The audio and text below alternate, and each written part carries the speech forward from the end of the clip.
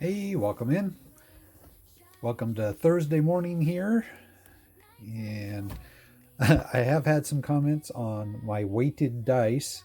Um, this void is quite prominent here, so they are correct. That one does roll funny. Um, this one also has a void, but it's much smaller. But what I think I'll do is I'll just roll this once to find out first, second, or third section, and then we'll roll it a second time uh, for which package within that section. So the way it'll be is 1, 2, 3, 4, 5, 6. Here we go. So we have a 3, so that's going to be the third section, and number 5. So if this is 6, this one's going to be number 5. Because we had exactly 18 left in there after the last one. So what do we have today? Today is going to be Southern Rhodesia for 1598. So this would also be Zimbabwe. So that will go in the very last slot in our book. So let's get into it here.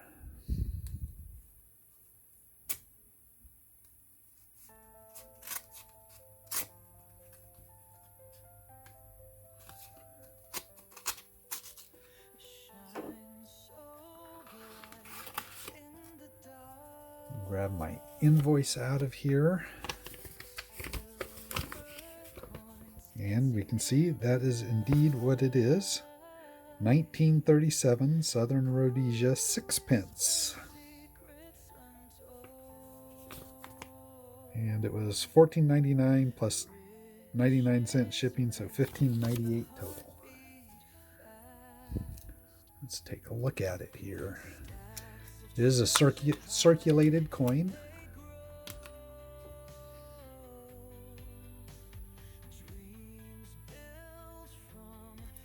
We have King George VI.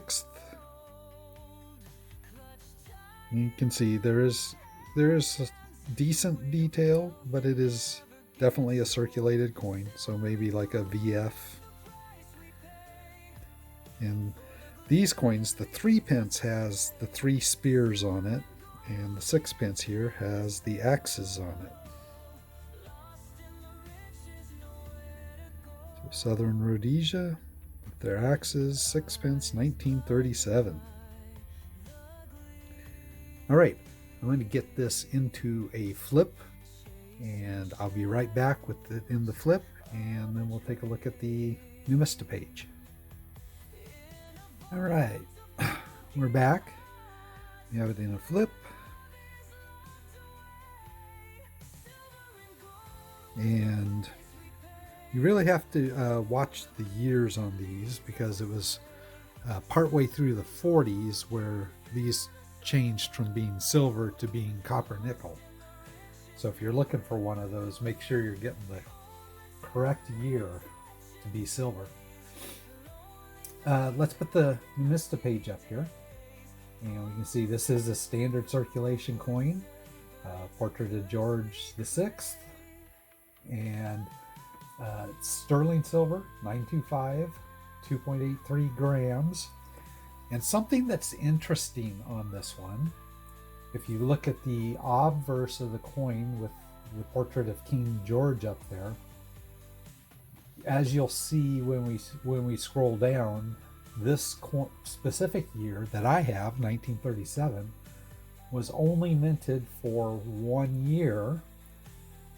There were none of these minted in 1938, and then they came back in 1939 up through the war years, but they were slightly different. The reverse was the same, but the obverse got retooled.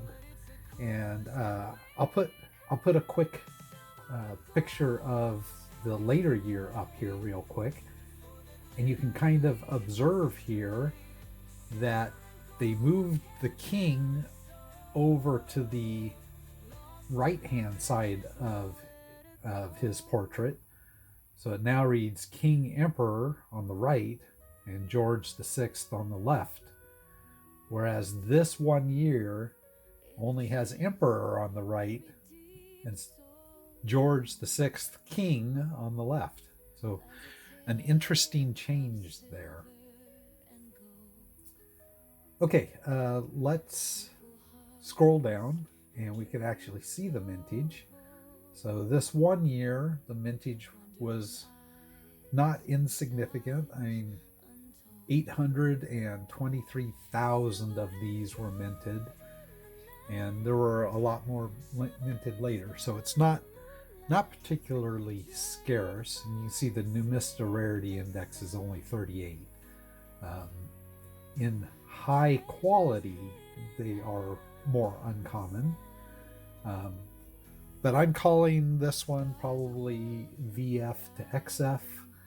And if you look at the numismatic value there that Numista shows, they're showing like 14 to 17. I paid about 16. So I think that was probably in the ballpark. And again, if you look at the eBay sales, you have to really pay attention to what years it is, and make sure that you're looking at something that's silver and not copper nickel. All right, let's move over to the map, and you'll see this is one of the few countries I have left in Africa. It's down here in the southern peninsula, and kind of bordered to the north by Zambia, to the west by Botswana, to the south by South Africa, and then Mozambique to the east, which Mozambique's country shape is really kind of odd and unique. But anyways, so Zimbabwe's down there. This is the first coin that I have for that area. So as I add it into my database here, we'll see the map update. All right. I will also note that the coin I have is for Southern Rhodesia, which Zimbabwe, the country became Zimbabwe in 1980 and has been since that point in time. But prior to that, it had also been Zimbabwe. So back in like the 13th century, it was the Kingdom of Zimbabwe. Later on, the British South Africa Company basically kind of demarcated the Rhodesia region in 1890 and kind of conquered that area, and it was under that under the rule of the South African Company up until between World War II and III in 1923. And in 1923, the company rule ended with the establishment of Southern Rhodesia as a self-governing British colony. In 1965, the white minority government declared independence as Rhodesia, and then they continued as Rhodesia and had a 15-year guerrilla war with rebel forces, culminating in a peace agreement in 1980 when they again became Zimbabwe. And there have been conflicts in that area even since then, but it is still Zimbabwe today. All right, let's put it into the book. We know exactly where it's going. It's going right here on the last page, right after Zambia. Oh, I forgot to squish the staples. Give me just a second. Let me do that. Always remember to squish your staples. Protects other coins as well as the plastic pages. All right, that feels good. So today's public announcements: crimp your staples. And into the book it goes. There we go. So we're down to just